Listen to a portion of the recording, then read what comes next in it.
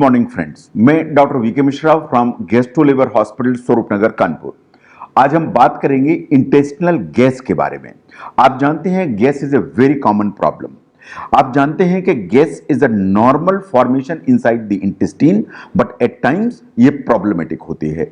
तो अगर हम देखें तो gassiness basically is a natural part of digestion. जैसे खाना पचता है तो गैस बनती है, बट ये कभी प्रॉब्लम क्रिएट करती है अगर ये रॉन्ग टाइम में पास होती है, ज्यादा मात्रा में पास होती है, ज्यादा संख्या में पास होती है, या बहुत बदबू लेके पास होती है। अगर ये चार चीजें हैं तो ये प्रॉब्लमेटिक हो जाती है। आज हम इंटेस्टिनल गैस को साइंटिफिकली एनालाइज करने की कोशिश करेंगे। नाउ इसको समझने की जरूरत है कि कितनी गैस ज्यादा मानी जाती है। साइंस ऐसा मानती है कि ऑन एन एवरेज आप रोज 13 से 21 बार गैस पास करते हैं। That means 13 to 21 times a day. हमारी जो इंटेस्टाइन है उसमें अप्रोक्सीमेटली 500 ml गैस हमेशा रहती है, वो पास होती रहती है, बनती रहती है, ऊपर से आती रहती है। जो गैस फॉर्मेशन है हमारी जो इंटेस्टाइन है उसका हेल्दी होने का और इसमें प्रॉपर बैक्टीरिया होने का और इम्यूनिटी ठीक होने का संकेत भी देती है। लेकिन गैस कितनी पास होगी, कितनी मात्रा में पास होगी और कितने बार पास होगी, ये चार चीजों पर डिपेंड करता है। आपने क्या खाया है, आपकी फिजिकल एक्टिविटी कैसी है, आपकी इंटेस्टाइन में बैक्टीरिया फ्लोरा कैसा है, और आपकी एज कितनी है। क्योंकि आपने देखा होगा कि जैसे जैसे एज आपकी एडवांस होती है गैस ज्यादा बनती है, गैस ज्यादा पास भी होती है। तो ये नॉर्मल जो मैकेनिज्म है ये तो गैस के लिए इंपॉर्टेंट है, लेकिन ये बात सही है कभी कभी जो गैसीनेस है वो बीमारी का हिस्सा होती है। अगर बहुत ज्यादा गैस हो रही है तो ये कभी कभी बीमारी का संकेत होती है। Now look at the common causes जो इंटेस्टिनल गैस के लिए जिम्मेदार होते हैं। आपके दिमाग में ऐसा कॉन्सेप्ट होगा कि गैस के लिए 1000 काजेज जिम्मेदार हैं। ऐसा है नहीं, गैस के लिए सिर्फ 2 कारण जिम्मेदार हैं। इधर यू स्वेलो द एयर, या आप जो ना गैस को इंजेस्ट करते हैं, या आपकी जो इंटेस्टाइन है उसमें जो बैक्टीरिया है वो आपका जो फूड मटेरियल है उसको ब्रेक डाउन करते हैं और उसके चलते गैस बनाते हैं। तो सिर्फ 2 ही कारण हैं जिसके चलते हमारी इंटेस्टाइन में गैस होती है। Now look at the swallowed air, जो हम गैस निकल जाते हैं। ये बात बिल्कुल सही है कि जब हम खाना खाते हैं, पानी पीते हैं या कोई भी चीज पीते हैं तो गैस का साथ में अंदर जाना इज ए नेचुरल प्रोसेस। लेकिन मोस्ट ऑफ द जो भी गैस होती है वो हमारी डकारों में या हमको इरेक्टेशंस में हमेशा बाहर आ जाती है। लेकिन इस गैस का कुछ हिस्सा खाने की थैली से इंटेस्टाइन में होता हुआ बड़ी आंत में चला जाता है, और अगर ये बड़ी आंत में पहुंचेगा तो फिर ये लेटिन के रास्ते से ही बाहर होगा। तो जो स्वेल्ड एयर है is one of the reason for gas in the intestine.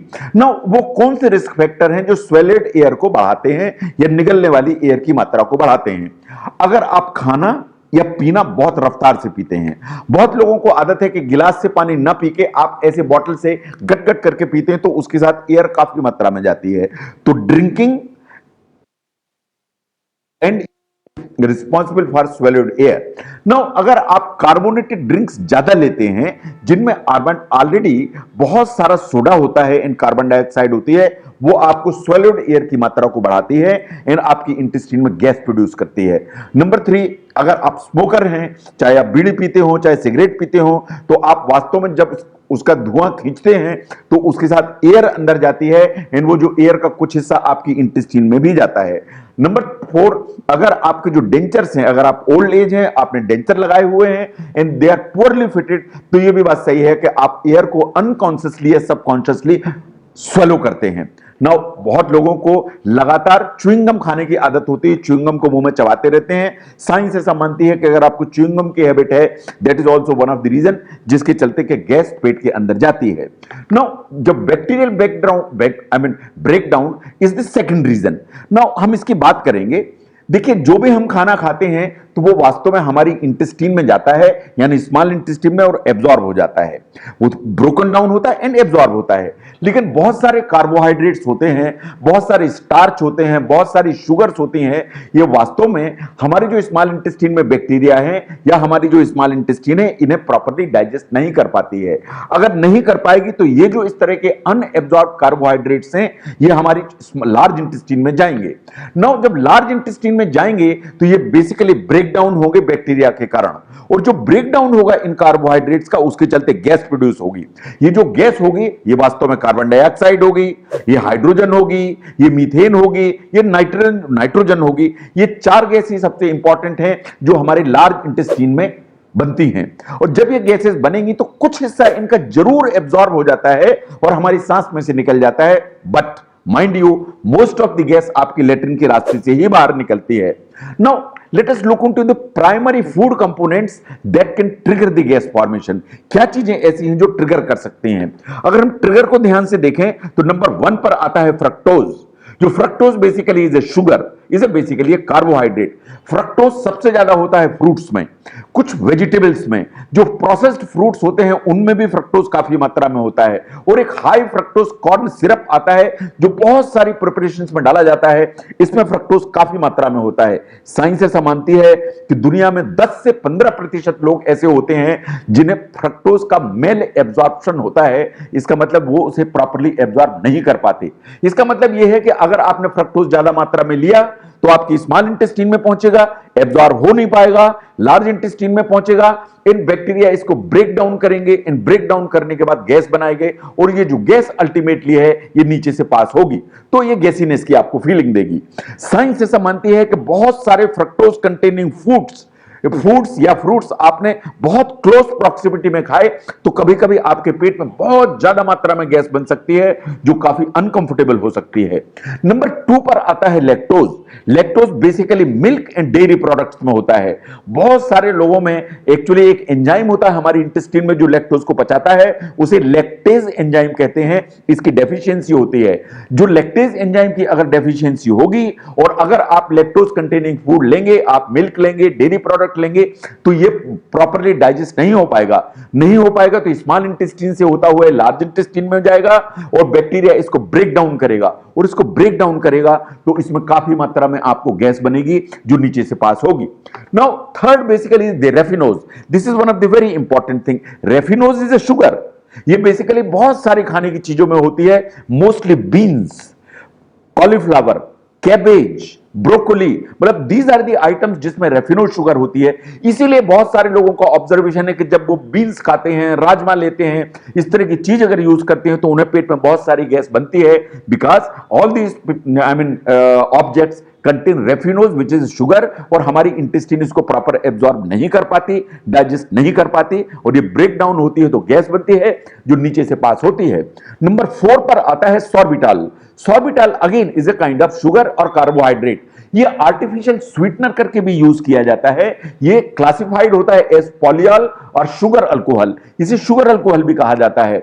ऐसा माना जाता है अप्रॉक्सीमेटली 10 से 12% लोग ऐसे होते हैं जिनकी इंटेस्टाइन सॉर्बिटॉल को बिल्कुल भी डाइजेस्ट नहीं कर सकती।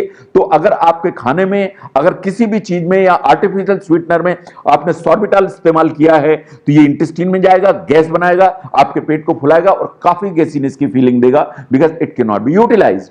नाउ अगर आपको अनफॉर्चुनेटली इंटेस्टाइन में गैस बनती है या बन गई है या बन रही है तो आपको क्या करने की जरूरत है? कुछ आपको हैबिट्स अपनी ध्यान से देखने की जरूरत है कि अगर आपको लेटरिन जाने का प्रेशर आया तो साइंस ऐसा मानती है कि डू नॉट डिले इट। अगर आप डिले करते हैं तो जो आपके लार्ज इंटेस्टाइन में अनडाइजेस्टेड कार्बोहाइड्रेट्स होते हैं उनको जो ना बैक्टीरिया ब्रेक डाउन करती है तो गैस बनती है, तो गैस ज्यादा बनेगी, अनकंफर्टेबल फीलिंग होगी, गैस पास होगी।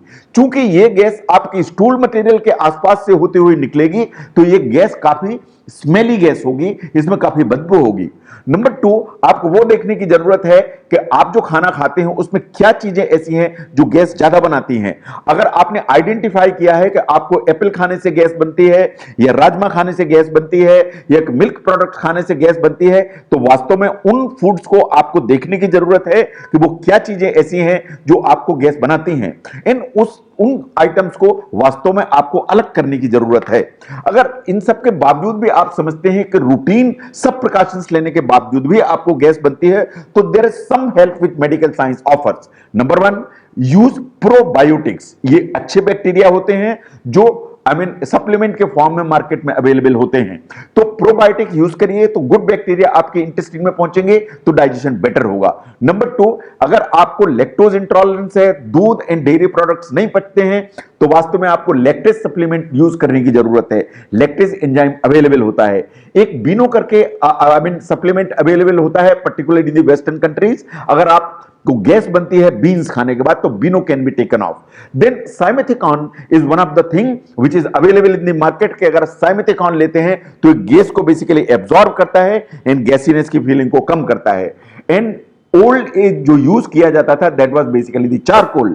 The charcoal is available in the tablet form. अगर आप चारकोल यूज करते हैं तो चारकोल वास्तव में गैस को एब्जॉर्ब करता है, ब्लोटिंग की फीलिंग को कम करता है और एक अननेसेसरी जो डिस्कंफर्ट होता है इंटेस्टाइन में उसको अलग करता है। देन रूल ऑफ इंटॉलरेंस को समझने की जरूरत है। बहुत सारी चीजें ऐसी हैं जो आप आइडेंटिफाई करेंगे कि ये प्रॉब्लम क्रिएट करती हैं, इन द सेंस कि आपको मान लीजिए फ्रक्टोज प्रॉब्लम करता है, लैक्टोज प्रॉब्लम करता है, सॉर्बिटॉल प्रॉब्लम करता है, तो आपको वास्तव में इसको एलिमिनेट करने की जरूरत है। आप इसे एक बार एलिमिनेट करें तो एक बार में एक फूड आइटम को एलिमिनेट करें, चाहे आप फ्रक्टोज एलिमिनेट करें, चाहे लैक्टोज करें, चाहे आप सॉर्बिटॉल एलिमिनेट करें। किसी भी चीज को एलिमिनेट करने के बाद कम से कम 2 हफ्ते तक आप वेट करें, 2 weeks.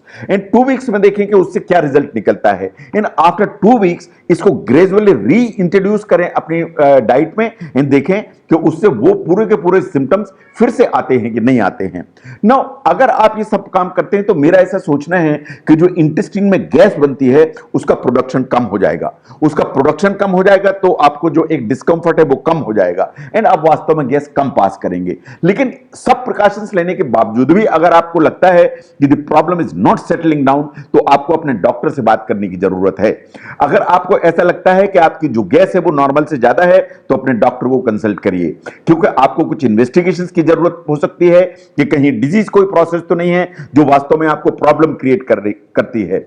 Now by and large science ऐसा मानती है कि जो गैस का प्रोडक्शन है अगर ज्यादा भी है तो ये सीरियस किसी डिजीज का इंडिकेशन नहीं है।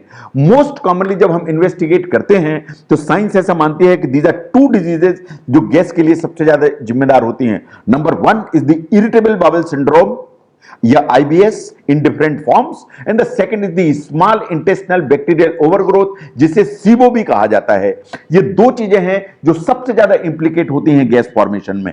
तो जब भी आपकी गैस कंट्रोल नहीं आ रही है सभी प्रिकॉशंस के बाद तो आपको डॉक्टर से दिखाने को कंसल्ट करने की जरूरत है। इन इन्वेस्टिगेशन के बाद ये कंफर्म करने की जरूरत है so that they can be treated effectively. तो गैस ऐसी प्रॉब्लम है जो आपको अनकंफर्टेबल फीलिंग दे सकती है, डिस्कंफर्ट कर सकती है, इन उसको ठीक करने की जरूरत है। Thank you very much.